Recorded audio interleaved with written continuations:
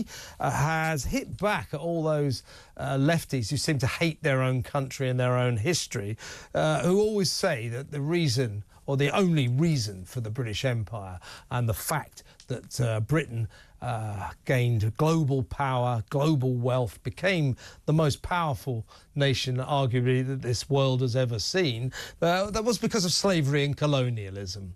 Kemi Badenoch says no, it's due to industry and ingenuity, British ingenuity, and I agree with her. Let's talk to historian and broadcaster Rafe Heydel-Mankoo. Hey, Rafe, good to have you on board. Am I right? I mean, you know, slavery and colonialism. Slavery we abolished in 1833, you know, as the empire was building, was fairly well developed by then. So in that respect, I think we used the empire in a very positive way. But to say that the only reason that Britain came to dominate the world was slavery and colonialism is historically, is it not, flat out wrong?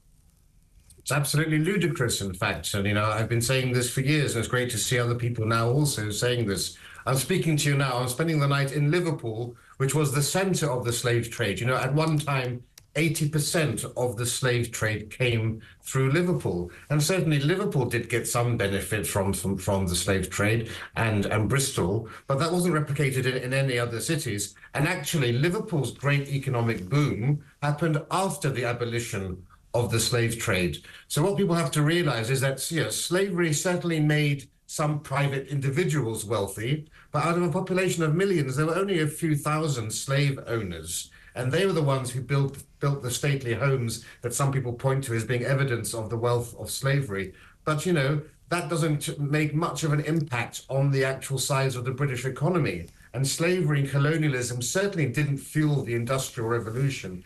In fact, the empire, it was the other way around. It was because Britain was already a wealthy country that it was able to actually embark upon empire. And there's a very easy way to test this. If slavery made Britain rich and fueled the Industrial Revolution, you would expect Spain and Portugal to also be very wealthy industrial powerhouses. In fact, Spain and Portugal should have been the first countries to have the Industrial Revolution because they had a far larger share of the slave trade, particularly as a percentage of their population. But of course, that didn't happen. In fact, Spain and Portugal actually became the poorest nation, or amongst the poorest in Europe. So, you know, it's completely clear there that slavery wasn't the source of wealth that the left-wing activists claim. In fact, you know, slavery was very profitable for the sugar industry. That's where basically slavery was most used. But beyond that, didn't really count for much. In 1790s, particularly 1792, which was the biggest year for the slave trade, just 15 years before abolition, only 1.5% of British vessels were involved in the slave trade. The total profits from the slave trade and sugar amounted to about 3% of capital formation in Britain. So if it was so profitable, you would have had investment coming from every other industry. All the business would be flooding in, but only 3% of investment was actually involved in the slave trade. And I think that speaks volumes because barley and hops were also 3% of the industry. So the profits from slavery and sugar were no different to the profits from the beer industry. But I've never heard anyone claiming that beer fueled the Industrial Revolution or the spread of the empire. But I mean, why is it that, in the world of these left-wing activists, it's always like empire bad, imperialism bad, colonialism bad. Well, you know, I can understand that there are elements of colonialism that aren't great, but Britain, whatever you think about the British Empire, Britain used this empire, our empire, to abolish slavery in 1833 and send a message to the world. All those holier-than-thou Americans might like to know that we did it about 33 years before they did. So in that respect, the empire did something, the British Empire did something great for the world, didn't it? Absolutely. Look, slavery is universal. Remember, there were more Africans held in slavery in Africa than were ever transported across the Atlantic Ocean.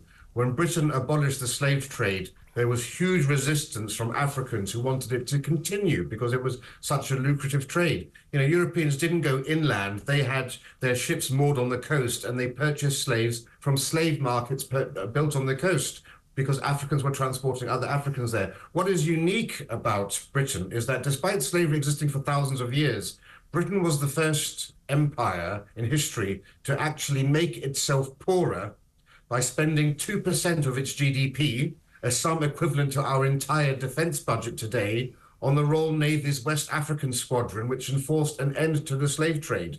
Now, I can't think of another example in history where a nation worked against its own national interest because it was the morally right thing to do. And the important thing also to remember, okay, yes, there were definitely bad things that happened under the British Empire. There were atrocities and all the rest of it. Which empire didn't do that? But the important thing to remember here is that for the second half of the British Empire was largely spent atoning for the sins of the first half. And, you know, colonialism and capitalism together have lifted more people out of poverty than anything else in human history. Colonialism brought the world hospitals and railways, democratic legislatures. You know, in India, the British outlawed sutti, the burning of Hindu widows on the funeral pyre. It banned the infanticide of young girls, allowed Hindu women to remarry. So the idea, you know, that the women's rights around the world improved because of the British Empire. Democracy improved about it. Life expectancy. You know, the Aborigines in Australia, their life expectancy increased by 30 years because of British colonialism. So yes, you can teach the bad things about colonialism. I'm not trying to say everything was great, but we need to have a balanced history here, balanced teaching, because nothing is black and white in this world. Absolutely. And why is it that the modern generation sort of seems to despise our history? This is the fact of history. You know, as you say, you can't stand there and say everything about the British Empire was brilliant. I mean, we were a brilliant people, as Kemi Badenoch said. We were a nation of ingenuity, industry, and I think an incredible dynamism. You don't get to control half the world without being dynamic and, frankly, brilliant. We were the most brilliant nation on the face of the earth. But this is history.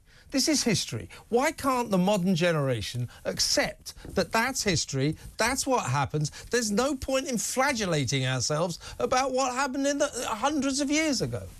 Absolutely correct. Yes, I mean, let's just be clear here. Britain invented the modern world, you know, from the English language to the spread of capitalism around the world to the Industrial Revolution. No country has had a greater impact on the world. Even the suit, the universal standard of dress for a man, is a British invention. The Japanese call it a saburo. But, you know, what's happening here, of course, is that those people who campaign, for example, on slavery all the time, don't care about slavery. This is part of a wider battle in the culture wars. This is an effort by the left to demoralise and destabilise Britain and the West as part of this cultural Marxist sweeping wokery that we're seeing. And it's a battle for young minds. And unfortunately, 90% of the education establishment is left-wing. Because, you know, when I was at university, you had one conservative academic for every 2 liberals. Now it's about 13 or 14 to 1. This is because of the teacher training college. No, it seriously is. I know. I don't dispute it for 1 second. Fewer than 10% of teachers vote for centre-right parties. And as a result of that, we have the most radically left-wing youth in history. We have never before seen youth holding such radical views on a whole range of issues, from abolition of the monarchy to free speech and so forth. And it's very worrying because they are not becoming more conservative as they get older, as used to be the case, because they can't get on the property ladder, they can't get a pension, jobs are bad as well. So this is very worrying for the future, because if you don't teach the correct history of this country, you're quite right, people will despise it. And how can you expect immigrants to integrate into this country when all they're told about is that Britain is evil? You get the media, the academic establishment constantly undermine this nation. So there's no surprise, therefore, that people want to cleave more to the more masculine, well-defined heritage of their parents when they see nothing of value in this country. I mean, what's worrying about it, Rafe, I think, tell me what you think, is these kids, I mean, well, I call them the kids. I mean, they're adults. They're in their 20s. And, of course, older people than that. I mean, because of their sort of hatred of our past, in fact, their hatred of all history, their desire to blame. Do you remember when they blamed Ted Hughes, the former poet laureate, of being a beneficiary of slavery? He lived above a newsagent's in a coal miner's town in Yorkshire. You know, this madness. Now, what it adds up to, though, this is why it's worrying, is these people, these activists, they're determined to annihilate the West, aren't they? They want the end of Western culture. They don't like capitalism. They don't like everything that the empire created. And that is a concern. That's precisely right. We're talking about cultural Marxism. This started in America, and it's been exported to the Anglosphere, because you don't have these issues being discussed in Greece or in Italy, for example. It's happening in Canada, Australia, Britain, America, and also Scandinavia and the Netherlands. Why? Because they're all bilingual. They all speak English in those countries too. This is literally a woke mind virus spread through the English language, and we need to wake up to that. And one of the great problems here, of course, is that we don't teach our children history.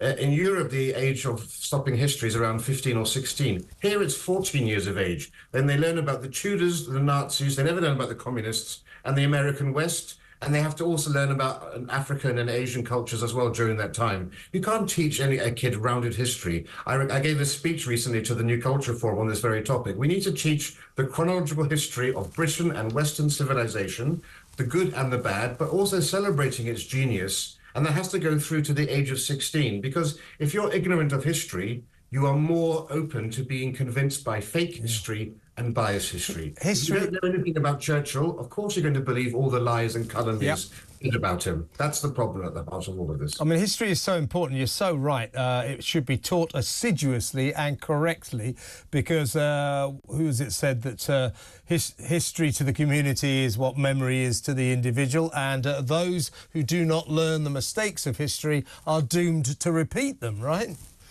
As I like to say, a nation ignorant of history is like a man with no memory.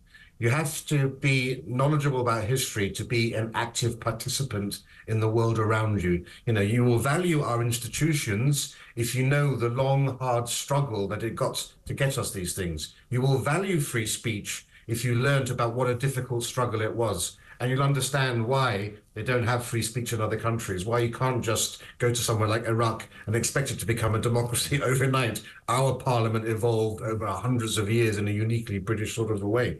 And unfortunately, those lessons aren't being taught, and this is being exploited by the left, by the radical left.